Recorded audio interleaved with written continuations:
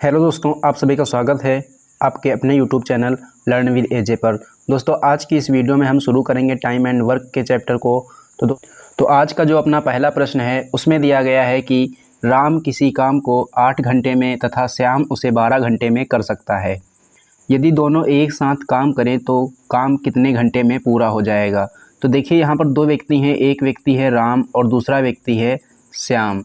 राम उस काम को कितने घंटे में कर सकता है, 8 घंटे में, और श्याम उस काम को कितने घंटे में कर सकता है, 12 घंटे में। आगे पूछा गया है कि अगर ये दोनों व्यक्ति एक साथ मिलकर काम करते हैं तो काम कितने घंटे में पूरा हो जाएगा। तो सबसे पहले हमें क्या करना है, इस प्रश्न को हल करने के लिए 12 और 8 का लासा ले लेना है। 12 और 8 का जब हम लोग लासा निकालेंगे तो कितना आ जाएगा, 24। अब 24 में जब 8 से भाग देंगे तो कितना आएगा, 3, और 24 में जब 12 से भाग देंगे तो कितना आएगा, 2। ये निकल कर आई हैं इनकी क्षमता, यानी कि जो आर है 1 घंटे में 3 कार्य कर सकता है और जो एस है वह 1 घंटे में 2 कार्य कर सकता है। आर का मतलब राम और एस का मतलब श्याम। अगर ये दोनों 1 घंटे में 3 कार्य करते हैं और ये 2 कार्य करते हैं तो 1 घंटे में कुल कार्य कितना हो जाएगा, 5 कार्य। लेकिन हमें सिर्फ 5 नहीं, हमें कार्य करना है कुल मिलाकर 24। तो 24 में 3 और 2 को जोड़कर 5 से मतलब भाग दे देंगे तो कितना आ जाएगा, ये आ जाएगा 4.8 घंटे।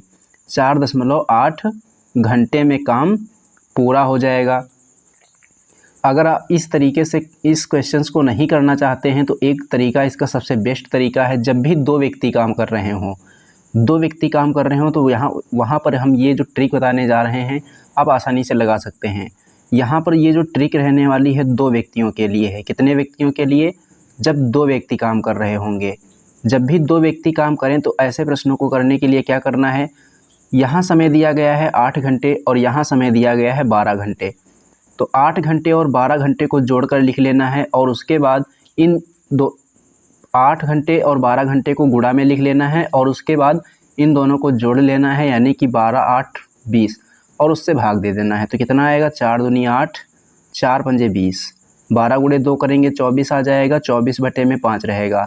अब 5 से काटने का तरीका सबसे अच्छा ये है कि इसको 2 गुना कर दो और इसको 2 गुना कर दो, तो ऊपर कितना हो जाएगा 48 और नीचे कितना हो जाएगा 10 और 1 के बाद दशमलव का चिन्ह लग जाएगा, यानी 4.8 घंटे। तो 4.8 घंटे में काम पूरा हो जाएगा।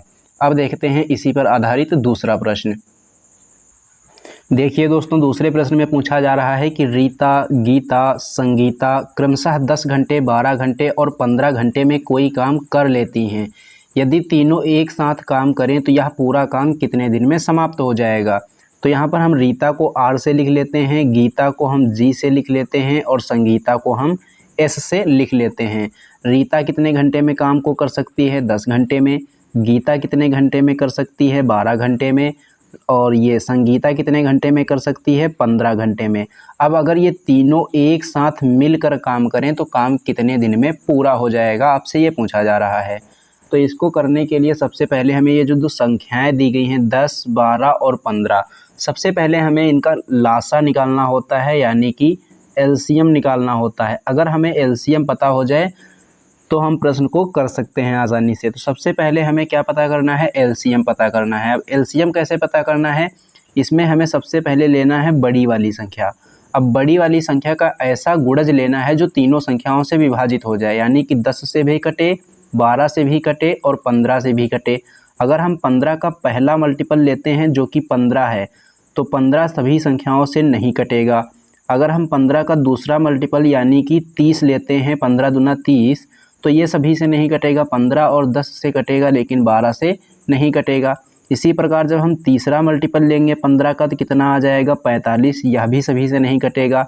इसी प्रकार जब हम चौथा मल्टीपल लेंगे इसका 60, तो 60 को जब हम देखेंगे तो ये 10 से भी कट जाएगा, 12 से भी कट जाएगा और 15 से भी कट जाएगा। तो इन तीनों संख्याओं का जो लासा होगा कितना आ जाएगा, इन तीनों संख्याओं का लासा आ जाएगा 60। एलसीएम कितना हो जाएगा, 60 हो जाएगा। अब इनकी क्षमता निकाल लेनी है कि कौन सा व्यक्ति 1 घंटे में कितना काम कर सकता है। 60 में 10 से भाग देंगे तो कितना आएगा, 6। 60 में 12 से भाग देंगे तो आएगा 5 और 60 में 15 से भाग देंगे तो कितना आएगा, 4। अब हमें बताना है कि अगर ये तीनों एक साथ मिलकर काम करें तो काम कितने दिनों में पूरा हो जाएगा या फिर कितने घंटे में पूरा हो जाएगा। तो यहाँ पर दिया गया है 6, 5, 11 और 11 और 4 15। कितना? 15। 6, 5, 11 और 4 15। टोटल काम कितना है? 60। 60 में 15 से भाग दे देंगे तो कितना आएगा? 15 से भाग दे देंगे तो आ जाएगा 4 घंटे। तो टोटल काम कितने घंटे में पूरा हो जाएगा? 4 घंटे में पूरा हो जाएगा। यहाँ पर दिन नहीं होगा, यहाँ पर कर लेना है कि काम कितने घंटे में पूरा हो जाएगा, क्योंकि सब कुछ घंटे में दिया गया है तो यहाँ पर भी घंटे में ही होगा। अब हम लोग देखेंगे अपना अगला प्रश्न। देखिए दोस्तों, अगला प्रश्न है प्रश्न नंबर 3। इसमें दिया गया है कि ए और बी एक साथ किसी काम को 20 दिन में कर सकते हैं, बी और सी उसे 12 दिन में कर सकते हैं, जबकि सी और ए एक साथ उसे 15 दिन में कर सकते हैं। यदि ए, बी और सी तीनों एक साथ काम करें तो काम कितने दिन में समाप्त होगा। तो इसको करने के लिए सबसे पहले हमें जो जानकारी प्राप्त है उसको लिख लेना है। ए और बी जब एक साथ काम करते हैं तो काम कितने दिन में पूरा हो जाता है? 20 दिन में। और वही काम जब बी और सी करते हैं तो काम कितने दिन में पूरा हो जाता है? 12 दिन में। और वही काम जब सी और ए करते हैं तो काम कितने दिन में पूरा हो जाता है? 15 दिन में। अब हमें इन तीनों संख्याओं का लासा ले लेना है। जब इन तीनों संख्याओं का हम लासा लेंगे तो कितना आएगा? जिस प्रकार से हमने अभी बताया था उसी प्रकार से इसका भी लासा लेना है। 20 का पहला मल्टीपल कितना होता है? 20। ये हर बार लिख कर नहीं चेक करना है, मैं अभी लिख कर बता रहा हूँ, लेकिन लिख कर नहीं चेक करना है, नहीं तो टाइम ज़्यादा लगेगा। 20 का पहला मल्टीपल होता है 20, जो कि तीनों संख्याओं से नहीं कटेगा। 20 का दूसरा मल्टीपल होता है 40, यह भी तीनों संख्याओं से नहीं कटेगा। 20 का तीसरा मल्टीपल होता है 60। जब हम 60 को देखेंगे तो 20 3 60, 12 पंजे 60, 15 चौके 60, यानी 60 एक ऐसी संख्या है जो तीनों संख्याओं से कट रही है। तो इन तीनों संख्याओं का लासा कितना हो जाएगा? इन तीनों संख्याओं का लासा हो जाएगा 60। अब इनकी क्षमता निकालेंगे कि एक दिन में कितना काम करते हैं ये लोग। 60 को 20 से भाग देंगे, कितना आएगा? 3। 60 को 12 से भाग देंगे, कितना आएगा? 5। 60 को 15 से भाग देंगे, कितना आएगा? 4। अब ये इनकी क्षमता दी गई है, लेकिन ये जो ए 3 आया है ये ए और बी की मिलाकर क्षमता है 3। ऐसे ही बी और सी की जब क्षमता मिलाएंगे तो कितना है? 5। सी और ए की जब क्षमता एक ही में जोड़ी जाएगी तो कितना आएगा? 4। एक बार हम इनको जोड़ लेते हैं। ए और ए कितना हो जाएगा? 2a। बी और बी कितना हो जाएगा? 2b। सी और सी कितना हो जाएगा? 2c। बराबर में इनकी क्षमता कितनी? 3, 5, 8 और 4 12। तो यहाँ से 2 सभी में कॉमन है तो 2 को हम कॉमन ले लेंगे। तो a प्लस बी प्लस में c और बराबर में 12। 2 से काट देंगे तो कितना आ जाएगा? 6। यानी इन तीनों की जो क्षमता का योग है कितना है? 6 है। पूछा गया है अगर तीनों एक साथ काम करेंगे तो काम कितने दिन में पूरा हो जाएगा। ये जो एलसीएम होता है ये होता है हमारा टोटल काम। टोटल काम है 60 और एक दिन में काम कितना होता है इन तीनों के द्वारा? 6। तो अगर एक दिन में ये लोग 6 काम करते हैं तो 60 काम कितने दिन में करेंगे? 10 दिन में कर देंगे। तो अगर ये तीनों व्यक्ति एक साथ काम करेंगे तो काम 10 दिनों में पूरा हो जाएगा। अगला प्रश्न है कि राम और श्याम किसी काम को एक साथ 10 दिन में कर लेते हैं। श्याम और मोहन एक साथ 15 दिन में तथा मोहन और राम एक साथ उसे 20 दिन में करते हैं। मोहन अकेले उस काम को कितने दिन में करेगा। तो राम को हम आर से लिख रहे हैं और श्याम को एस से लिख रहे हैं। तो राम और श्याम जब काम को करते हैं तो काम कितने दिन में पूरा हो जाता है? 10 दिन में। और वही काम जब श्याम और मोहन करते हैं तो काम कितने दिन में होता है? श्याम और मोहन जब करते हैं तो काम 15 दिनों में होता है। और जब वही काम मोहन और राम एक साथ करते हैं तो 20 दिन लगते हैं। यानी कि मोहन प्लस में राम तो कितने दिन लगते हैं? 20 दिन लगते हैं।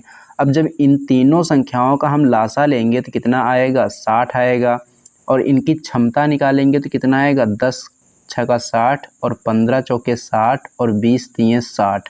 वैसे ही यहाँ पर भी जोड़ेंगे तो आर आर 2 बार आएगा, एम एम 2 बार आएगा, एस एस 2 बार आएगा, यानी 2 ये फिर से कॉमन होगा।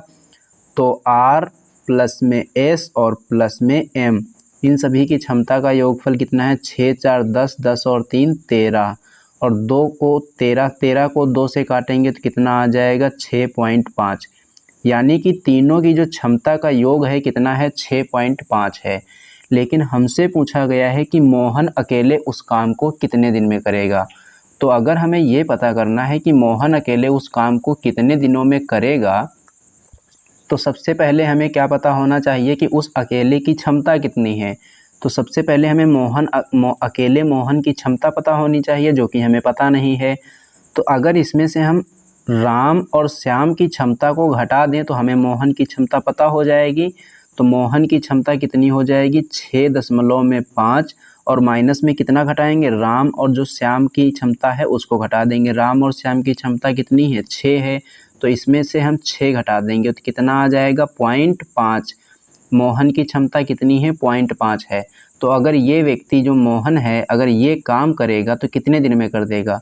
तो काम हमारे पास टोटल कितना है, काम हमारे पास टोटल है 60 और 0.5 से इसको देना है भाग। पॉइंट हटाएंगे, 0 बढ़ाएंगे, 5 से काटेंगे, 12 बार में 12 पंजे 60 और ये बच जाएगा 0। तो अगर मोहन अकेले काम करता है तो कितने दिन में पूरा होगा काम, काम पूरा होगा 120 दिन में, क्योंकि यह बहुत ही स्लो काम करता है और इसकी जो क्षमता है कितना है, सिर्फ और सिर्फ 0.5 है। इसलिए यह एक दिन में सिर्फ आधा काम कर पाता है। तो एक पूरा काम करेगा कितने दिन में, 2 दिन में, और जब 60 काम करेगा तो कुल दिन कितने लगा लेगा, 120 दिन लगा लेगा। तो अगला प्रश्न है प्रश्न नंबर 5, और ये जो प्रश्न है बहुत ही इंपॉर्टेंट है क्योंकि यह मजदूरी पर आधारित प्रश्न है और ऐसा प्रश्न एग्जाम में ज़रूर पूछा जाता है। तो इस प्रश्न में दिया गया है कि ए, बी और सी किसी काम को क्रमशः 20 दिन, 25 दिन और 30 दिन में कर सकते हैं। तीनों ने मिलकर पूरा काम किया और 3700 रुपये प्राप्त किए, तो सी को कितने रुपए मिलेंगे। तो यहाँ पर 3 व्यक्ति हैं जिनका नाम है ए, बी और सी। इन्होंने 20 दिन काम किया, 25 दिन काम किया और 30 दिन काम किया और इन्हें जो कुल रुपए मिले कितने मिले, 3700 रुपये मिले। अब पूछा गया है कि तो सी को कितने रुपए मिलेंगे। तो इनको पता करने के लिए कि सी को कितने मिलेंगे या फिर बी को कितने मिलेंगे या फिर ए को कितने मिलेंगे, ये पता करने के लिए हमें सबसे पहले पता करना होता है कि इनकी क्षमता क्या है, कि ए व्यक्ति एक दिन में कितना काम करता है, व्यक्ति बी एक दिन में कितना काम करता है और व्यक्ति सी काम एक दिन में कितना करता है। तो सबसे पहले हम वही चीज़ अपनाएंगे, यहाँ पर ए लिखेंगे, बी लिखेंगे, सी लिखेंगे। ये काम कितने दिन में करते हैं, 20 दिन में, 25 दिन में और 30 दिन में। तो यहाँ पर भी सबसे पहले हमें लासा ही निकालना है, लासा निकालना है। तो 300 जो होगा वह तीनों संख्याओं से कट जाएगा, तो इनका एलसीएम कितना हो जाएगा, इनका एलसीएम हो जाएगा आपका 300। और जब 300 को हम इसमें 20 से भाग लगाएंगे तो कितना आएगा, 15। 25 का भाग लगाएंगे तो कितना आ जाएगा, 25 का भाग लगाएंगे तो ये आ जाएगा 12 और उसके बाद 30 का भाग लगाएंगे तो ये कितना आ जाएगा, 10। यानी कि ए, बी और सी की जो क्षमता का अनुपात है कितना है, 15:12:10। अब इन्हीं अनुपात में ये जो धन है, जो धन इन्हें प्राप्त हुआ है, जो मजदूरी इन्हें प्राप्त हुई है, वह इसी अनुपात में बटेगी।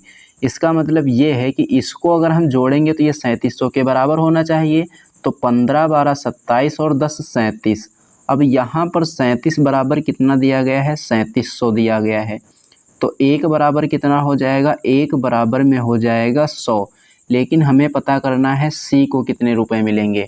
तो सी कितने के बराबर है, 10 के बराबर। तो इसमें हम 10 से करा देंगे गुणा, तो इसको कितने रुपए मिलेंगे, सी को 1000 रुपये मिलेंगे। अगर पूछता ए को कितने रुपए मिलेंगे तो इसमें हम 100 से गुणा कराते, क्योंकि 100 और गुणे 15 तो कितने मिलते, 1500। अगर पूछता बी को कितने रुपए मिलेंगे तो 12 गुणे में 100 यानी कि 1200।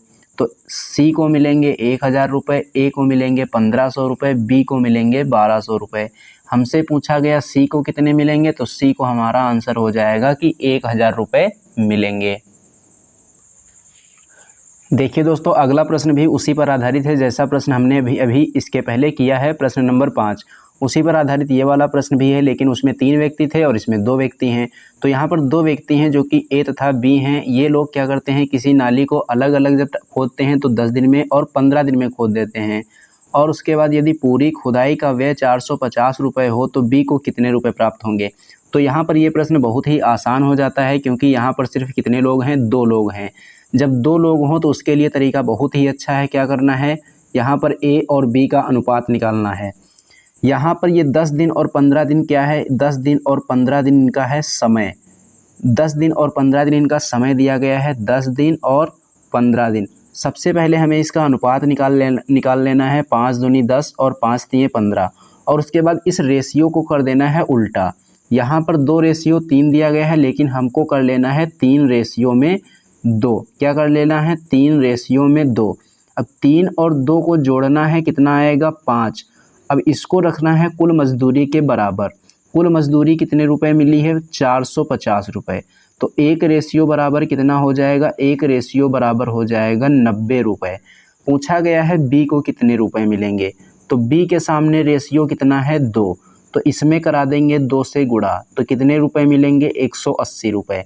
बी को मिलेंगे 180 रुपये, और पूछता ए को, तो ए को मिलते 270 रुपये, क्योंकि इसके सामने रेशियो है 3। तो इसमें जब हम 3 से गुणा कराते तो कितना आता? 270। लेकिन हमसे पूछा गया बी का, तो हमने बी के सामने देखा रेशियो कितना है? 2। बी के सामने रेशियो था 2, तो हमने करा दिया 2 से गुणा। तो इसको रुपए कितने मिलेंगे? 180 रुपये मिलेंगे। इसी पर आधारित एक छोटा सा प्रश्न और देखते हैं अपनी तरफ से, और बताते हैं उसका आंसर क्या होगा। जैसे 2 व्यक्ति हैं, एक व्यक्ति है ए और दूसरा व्यक्ति है बी। व्यक्ति ए 25 दिन में काम को कर सकता है और व्यक्ति बी 35 दिन में काम को कर सकता है। अब इनको जो अनुपात, अब इनका हमें क्या करना है? अनुपात ज्ञात करना है। लेकिन उससे पहले हम ये जान लेते हैं कि इनको जो मजदूरी मिली है कितनी मिली है। सबसे पहले हमें क्या पता करना है? इनका समय। समय तो हमें पता ही होगा, प्रश्न में दिया गया होगा। समय क्या दिया गया है कि ए 25 दिन में काम कर लेता है और बी 35 दिन में काम को कर लेता है। और यहाँ पर जो मजदूरी कुल मिली है, इनको मिली है 9000 रुपये। इनको मजदूरी कुल कितनी मिली? 9000 रुपये। तो पूछा गया ए को कितने मिलेंगे और बी को कितने मिलेंगे, अलग अलग पता करना है। तो सबसे पहले इनका अनुपात ज्ञात करना है। 5 पचे 25 और 5 सते 35। 5 पचे 25 और 5 सते 35। अनुपात आया 5:7। लेकिन हमें इस अनुपात को कर देना है उल्टा। क्या कर देना है? इस अनुपात को कर देना है उल्टा। यहाँ 5 और 7 था, तो हमने कर दिया 7 और 5। जब 7 और 5 हमें मिल गया, तो 7 और 5 कितना होता है? 7 और 5 होता है 12। अब 12 के बराबर क्या रखना है? जितनी मजदूरी दी गई है। कितनी मजदूरी दी गई है? 9000 रुपये। अब हम लोग इसको लेंगे काट पीट। तो 12 सते 84, यहाँ बचा 6।